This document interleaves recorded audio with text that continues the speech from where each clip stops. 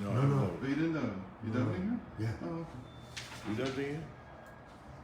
You davening it, right? Yeah. You davening it? I'm davening here. Where you from? I don't know yet. Where you from? Originally? Yeah. States. I mean, Yeah, but what? I was born in Tacoma, Washington, raised Where? in Tacoma, Washington, raised in Portland, Oregon. Uh-oh. Made Aliyah from New Jersey, lived You in a made bunch cement. of places in between. You made cement. Portland is a gigantic Oh, cement factory. that's why it's called Portland Cement. Yeah. I thought it was like a coincidence. No. Are you sure it's Portland, Oregon? Yeah, I don't so. think it's Portland, Oregon. I think it's Portland. I think it's Portland, New Maine. Orleans or something. Portland, Maine. Portland, Maine. Maine. There it is. Okay. Yeah. Never mind. Yeah. Okay. So.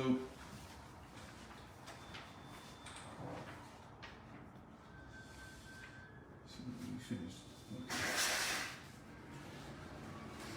So let's read quickly this paragraph. Binyamin Yosef and Binyamin. So we said it really all is around the gavia, this Silver Gabriel. this silver goblet. Right. Because what does the silver goblet represent? So we said because it's made out of silver, it's love. Silver is yearning, Yosefin. isn't it? It's a thing. Yeah. What? Silver is yearning. Right, yearning, it's a thing. And because it's a goblet, it's made for wine, so it represents the joy that comes out of yearning. It's the joy that comes out of loving kindness. And loving kindness here means that I'm meditating on something that causes yearning. What causes yearning? This world. When a person understands where he's stuck, what this world is about, then he has a lot of yearning. And it's like a natural thing. Feels his Everybody feels that something's wrong. Everybody has yearning. The trick is to figure out what you're really yearning for. Mm-hmm. Some people think that they're yearning for more money. Some people think that they're yearning for love. Some people, there's all kinds of answers to this. And a lot of them are partially correct. And they're not that they're incorrect. But they're not the all-encompassing yearning. And all-encompassing yearning is already the yearning for Hashem. It's the yearning for the infinite. That the soul feels trapped. Trapped in this world. So, still, what would cause such a yearning to turn into joy? So we said that the focus is my lowliness compared to Hashem's greatness. If there's no feeling of my lowliness, then there's no joy in this type of yearning. It only leads to heartache. Sometimes, like by the Kotzker, even though he probably knew this, he still had heartache. A lot of it. It was all the time. Yosef Machod. The more you understand how distant you are from the infinite, from where you really belong, then the more heartache there is. But if there is this type of this chiddush here, if there's a type of shiftless here. So let's see this. He said this below. Okay. So keep reading. כי גביע הכסף הוא החסד שיש בו שמחה, הוא היין שבגביע, פירוש כי כסף פשוט הוא עניין אהבה נמשכת כמים, כידוע. וגביע הכסף הוא כשיעשו מן אהבה כלי גיבול ליין המשמח. So just the yearning itself, just the silver itself, that's just love like water. But when you make it into a goblet, you make it into a vessel, then it can draw down something more, and it draws down the joy. The joy that is השמחה שבהתבוננות גדולות הבורא, שבא מצד העונג שהמשיך ההתבוננות, כמובן במקום אחר. שהשמחה הוא גורם השפלת המהות למהות כמו שכתוב ויאספו הנביאים. The joy is what causes Hashem's essence to come down into you. What's the idea here? The idea here is what we call chotam shokea v'chotam bolet. Is that there's an engraved seal that causes the embossed seal to come down. How does changing the shape of it change its essence? Right. So I have this me here. Okay. It's made out of something, whatever it is, the spiritual substance. So if I just feel it as something that's yearning to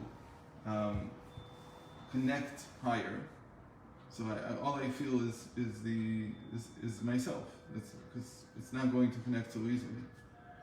But if I'm able to make an engraving in it, meaning I make it into a vessel, that's what he says. I turn the loving kindness, the yearning, I turn it into a vessel for something, then the vessel is filled. Because there's this concept that when there's a vessel below, the light finds a way to come down to it. So the question is whether I make myself into a vessel. How do I make myself into a vessel? I have to have shiftless. And they said this is very interesting that in we said this is from 1801, they discussed this, because he didn't discuss it very much afterwards. That there's this concept of my making myself into a vessel through my shiftless, and that draws down the wine here, the joy that comes down and fills it. So there's so this whole idea of a silver goblet, symbolically, is a big secret that Yosef had, and he put it in Binyamin. And he knew that when he put it into Binyamin, then Binyamin would need him. Mm-hmm. Why? Because Yosef is a chotam bolet. He's a protruding seal. He's an embossed seal. He has something to fill. It's the same thing as with the female and male. Same thing. The female has like a vessel that's waiting to be filled, and then it causes her to be. It could be two things. You can feel frustrated all the time. Or if you really feel that you're a vessel waiting to be filled, and not just the yearning, but you're a vessel, if you focus on the vessel side of it, that I'm not whole, and I'm not complete, I am shiftless, then that actually leads to joy. And I said once, there's a whole book on this in Chabad.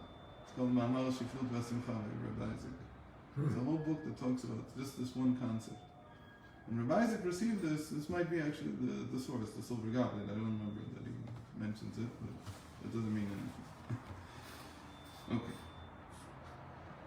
וכשהומשך מהתענוג, כן, כמו שכתוב, ואספו ענבים באהבה השמחה. That's the mimer, the SV, the דיבור המתחיל, that the Middler Rebbe used to expand this. So there's a big mimer in the Middler Rebbe also called ואספו ענבים באהבה השמחה. That those who are of meek spirit, we would say. And here the meekness here is like shiftless. It means that like you make yourself into a vessel. It adds joy in Havaya. Why does it add joy in Havaya? Because Havaya is Zah, is Tiferet, so it passes through the image of God in you. The joy here is that the image of God is more complete in a person. Because that's what it means that the infinite comes down. שהשמחה הוא גורם השפלת המודעות כמו שבאספו ענבים. וכשהומשך מהתענוג לכוח החוכמה להשכיל בהיעלם המוחי. So where is the ta'anug coming? Ta'anug is always from Ati. It's always from the higher part of the crown. So it's coming all the way, so it's beginning to be drawn down. This ties in with what we've talked about many times. That the whole essence of the ta'anug is what we call Reisha De'ayin. It's the middle one, the middle head. But in Chabad, classic Chabad, it's not divided into three. It's only divided into two. So you just say Ati Kanarich. Because that's really when you learn Etz Chaim in the beginning, that's all you see. You see that the Keter is built out of two parts of female. So this ties in what we talked about many times, that the whole program of the Baal Shem Tov was to bring the crown down. But the point is that you don't just bring the crown down, because normally the crown would just come down to the midos, to the emotions. It would skip the Chabad. That's how it is normally in Etz Chaim. It skips. Every time you always skip over one. It's like this idea, the way that we usually explain it, is that the grandchildren are more like the grandparents and they are like the parents. And in genetics, there's this, I don't know what the reason is, but there's a generational skip. And stuff that was recessive becomes dominant again. So, כשהומשך מהתענוג לכוח החוכמה להשכיל בהיעלם המוחין על ידי בחינת יסוד העתיק המין. So he says that the trick here is to have Yosef in this whole thing. If you have Yosef, if you have this sense that Yosef gives, we'll see what it is in a second. So when he's the one who's the conduit for bringing it down, יש בו בחינת פנימיות וחיצוניות הפנימיות, הוא שפע העונג. והוא בחינת יוסף בן זקונים. והוא נסתר ונעלם בכוח המשכיל. And normally, it's hidden. So yeah, there's always a Yosef, because there's no movement without foundations. Without Yesod, there's no movement between different places. But it has to be in the same way that we explained. You can't have a child without there being a kishui ladat. There has to be the kishui, there has to be the hardening. So in the physical body, we understand what it is. In the mind, there's like a hardening of the lights in the crown when it comes down. It's called there has to be some kind of hardening of the lights, and otherwise they just become. So we would say that in every time I try to say mashal, that's like a hardening of the light. Why? Because you want to give birth in someone to something. So you try to explain it in such a way that it actually grips them, it actually enters them, and becomes something real, not just something that, like you just say words, it doesn't mean anything. But if I can bring a parable, a metaphor that actually strikes the person, so then that becomes like a hardening. It's a tzimtzum. Yeah, it's a tzimtzum. It's not exactly called a tzimtzum, it's called a hardening, kishui. So it's like I want to penetrate. I don't want it. You can just talk. It's one of the things that happens that you're talking to somebody who knows what you know, so you can talk in codes. Yes. And usually it works, not always though. In Kabbalah sometimes it doesn't work because there's so much to know that it could be that one person is thinking this, one person is thinking something else. But when you give a metaphor, when you give some kind of example in real life, so you're hardening your thought. You're trying to penetrate it into the other person's psyche, trying to have it influence. What? Sometimes the words you can use to explain that I'm not, it's not sufficient for me to just express what I'm saying, what I think. That would be like just without the hardening. It would just be like what we call tiyot. Right, so of that. It's trying to get to the end, the way that a person would be affected by this. Like what would fit? So by Shlomo Melech was that he knew 3,000 parables, and one fit for each person. He knew every person. He first assessed them, and he said, "This person, he'll be affected by. He's a carpenter, so he'll be affected by a parable like this." So I explained it to him this way. So everything, if there's kishui, is like in the keter also everywhere. If you wanted to really penetrate, you have to think about how to harden the words, how to harden the light, how to make it into something that actually has an influence on the other side. That's what Reb Nachman used to say about his stories. He says that from stories, when people tell stories, you don't become pregnant. People said that she was with him and he was with her, and all that. You don't become pregnant from them. But he said, from my stories, you become pregnant. What do you mean you become pregnant from my stories? You hear my stories, says Rabbi Nachman, you hear the stories that I told, and you'll change. Yes. You'll feel that you've been inseminated with something that's going to grow in you. You're going to continue thinking about it for a long time. Yeah. So that was the secret of what Yosef represented. This ability not just to say the right thing in his thought, but to be able to give it over to someone else. So that's why a lot of times Shlomo Melech, King Solomon, he's considered an incarnation of Yosef. Because he had the Yesod, he had the... In general, that's why Shlomo comes from the word Shalom, from peace. He's called the king who has peace, the Melech Shalom Shalom. That's Yesod. And Yesod is always peace. Yeah. And that's interesting in and of itself. Why is Yesod peace? Because Yesod is when there's the hardening of the thought, so that it penetrates into the other person, then there's peace between them. If there's tikkun, yes. Okay. Obviously, if he's not just okay. Yeah. Say it. But then the important thing here is that we said he mentions his mimer from 1797, probably, a year before he was arrested, or 2 years before he was arrested. And he says this, all this does, שיכריחנו לצאת ממות למות, דהיינו לידי גילוי. כמו שכתוב, זכר רב תוכל יביאו, כמו שמבואר במקום אחר. That's the mimer that I told you yesterday. This was the mimer that changed everything. The moment that he decided that he's really explaining what the Baal Shem Tov said. And in that mimer he explains the difference between revelation and concealment, and between substance and extension. Those are the two most important concepts that he has to explain, and we call them, later on, we call them ishtalshlus and islapshus. We call them the difference between something that affects by extension, which means by cause and effect. Extension is the quality in Latin of a physical object. Every physical object, by definition, extends. It takes up space. So that would be like Bina. Bina expands. So the extension is two physical objects that are affecting one another by cause and effect.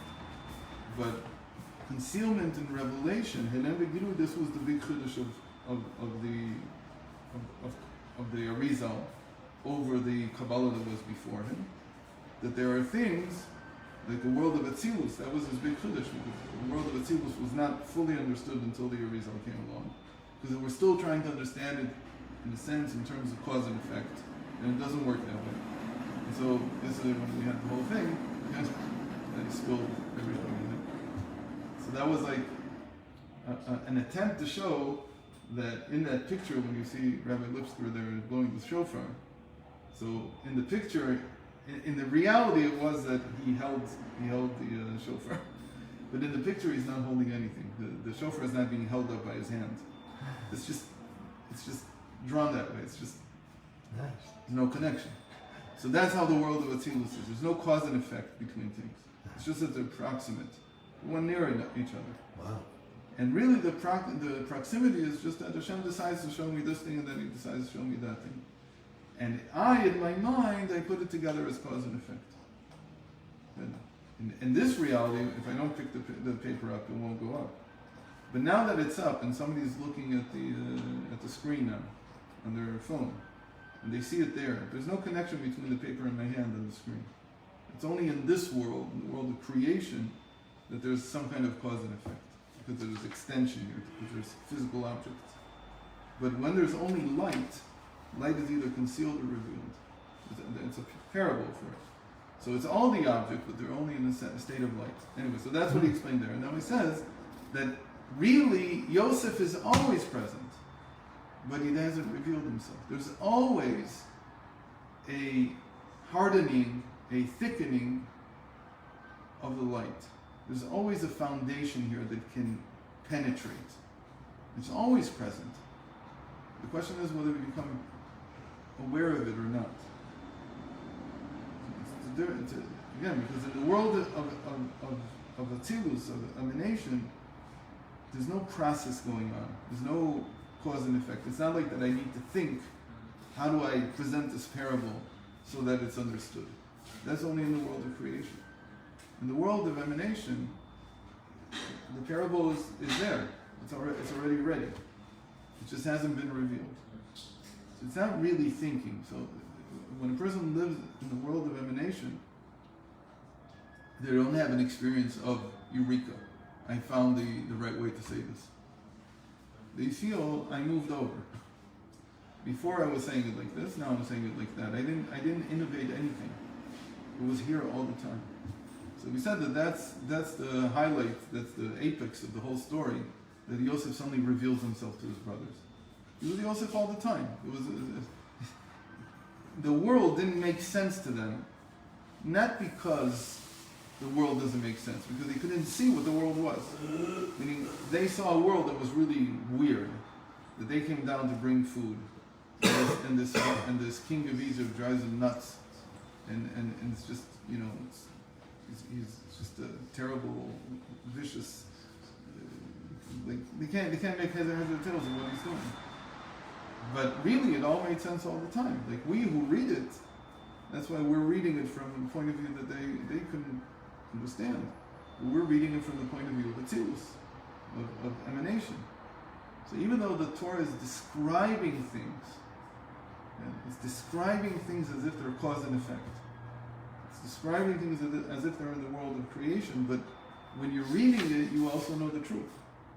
So you're already in the world of emanation. You're from the world of emanation looking down at what's happening in the Torah and in the narrative, and that's in the world of creation. Mm. So you look at the brothers and you say, but everything's okay, don't get so upset.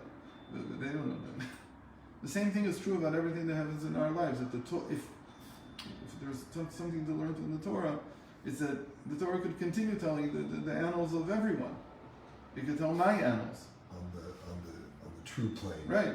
And it would tell it with both perspectives. It would say, he felt like this, but the truth is like this. And so the truth above is how everything is in the world of emanation. There's no cause and effect. There is just that sometimes you see this and sometimes you see that. So that's Yosef. Yosef has this ability. When he reveals himself, it's like the whole world of emanation is revealed. So suddenly everything makes sense. And what do you mean it makes sense? It doesn't make sense in the sense that, oh, I understand the cause and effect. No. I just understand everything all was... the pictures come This together. is how it is supposed to be. Right, everything was by divine providence. That's the main thing. And in the end, you feel this feeling that I was never really left hanging. It's all part of a bigger picture, which is the most important thing that a person needs. Yeah, 6 o'clock. It's 8 o'clock already. Yeah. Nobody's here. About 6 or 7 people in Zalman tonight. Thank you. I He's know. here? No, Zalman. He didn't come.